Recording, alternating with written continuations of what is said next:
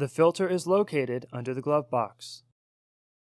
Remove the plastic pins from the front edge of the panel to remove it from the assembly.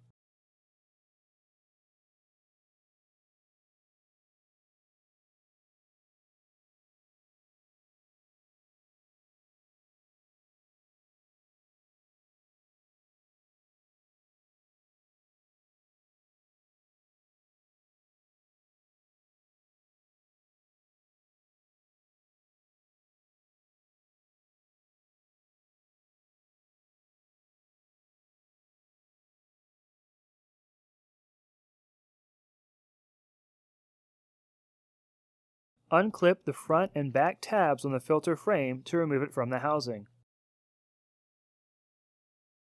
Remove the old filter from the frame. Clip the new filter into the frame with its airflow indicator arrow pointing towards the tabs.